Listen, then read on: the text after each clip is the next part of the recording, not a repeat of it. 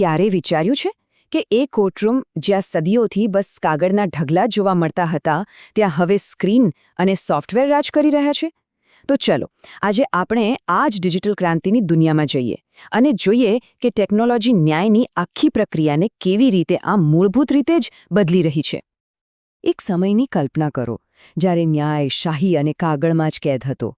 દરેક કેસ માટે ફાઇલોના તો રીતસર પહાડ ખડકાતા અને એમાંથી એક નાનકડો દસ્તાવેજ શોધવો, સમજી લો કે ઘાસની ગંજીમાંથી સોય શોધવા જેવી વાત હતી. અને આ માત્ર સમયનો બગાડ નહોતો, આ તો ન્યાયમાં થતા વિલંબનું એક મોટું કારણ હતું. તો મૂળ સમસ્યા હતી શું? જુઓ, આ વાત ખાલી કાગળનો બોજ ઘટાડવાની નહોતી. અસલી સવાલ તો આપણી ન્યાય પ્રણાલીની કાર્યક્ષમતા અને એની પહોંચને સુધારવાનો હતો, એને વધુ સારી બનાવવાનો હતો. એ સમયના પડકારો જુઓ.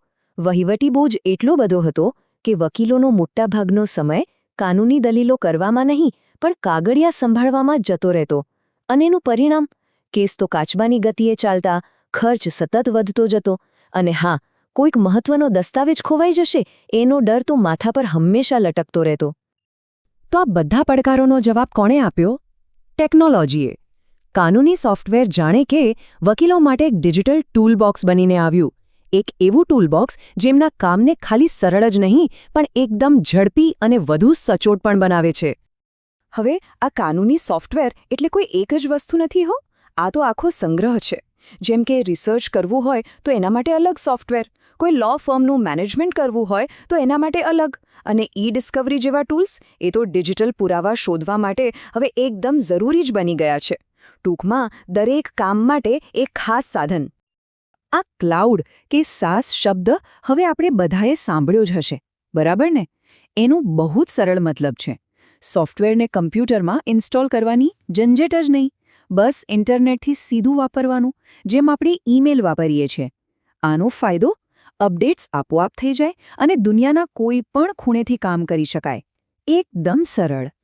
અચ્છા, કોઈ પણ સોફ્ટવેરની જેમ આની પણ કેટલીક ટેકનિકલ જરૂરિયાતો તો હોય જ, જેમ કે એ કઈ ઓપરેટિંગ સિસ્ટમ પર ચાલશે, ડેટાનો બેકઅપ કેવી રીતે લેવાશે વગેરે. પણ એક મજેદાર વાત કહું, પહેલાંના જમાનામાં ડોંગલ નામની એક ફિઝિકલ USB કી આવતી હતી. એ જ તમારું લાયસન્સ. એના વગર સોફ્ટવેર ચાલે જ નહીં.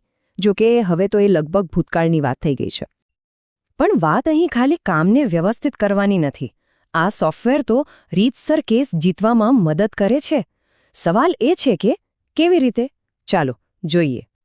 જુઓ, આ છે અસલી ગેમ ચેન્જર. ધારો કે કોઈ વકીલ જૂના કેસનો હવાલો આપે છે, તો આ સોફ્ટવેર શું કરે? એ સેકન્ડોમાં તપાસી લે છે કે જૂનો ચુકાદો આજે પણ કાયદેસર રીતે માન્ય છે કે નહીં. આખી પ્રક્રિયાને કહેવાય છે સાઇટેશન એનાલિસિસ, અને એનું પરિણામ એ એકદમ સરળ રીતે રંગીન ફ્લેગથી બતાવી દે છે. અને આ રહ્યા એ રંગીન ફ્લેગ, એકદમ ટ્રાફિક સિગ્નલ જેવા. લીલો ફ્લેગ મતલબ બધું બરાબર છે, આ ચુકાદો એકદમ મજબૂત છે, આગળ વધો. પીળો ફ્લેગ એ કહે છે જરા સાવચેત રહો, આ કેસની કદાચ ટીકા થઈ હોય. અને લાલ ફ્લેગ મતલબ બસ અહીં જ અટકી જાઓ, આ ચુકાદો હવે માન્ય નથી.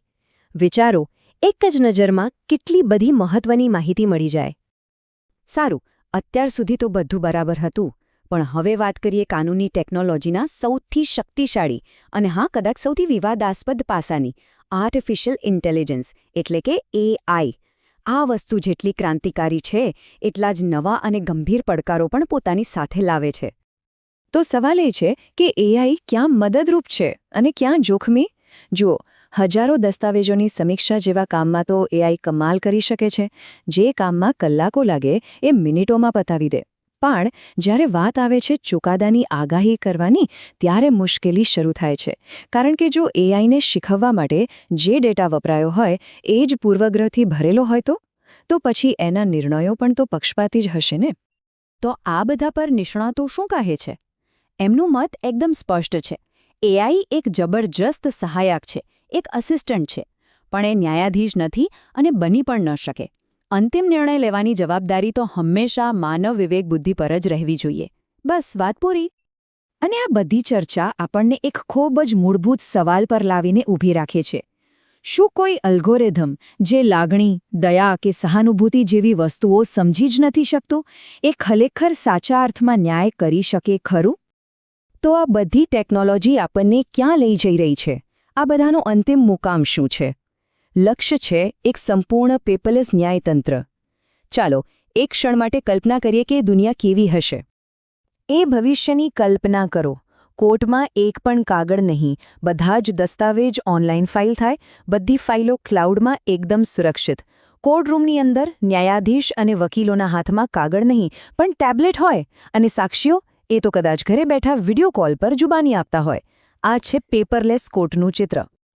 પણ આ રસ્તો એટલો સહેલો નથી જેટલો લાગે છે. એના ફાયદા ઘણા છે, જેમ કે ઝડપ અને ખર્ચમાં બચત.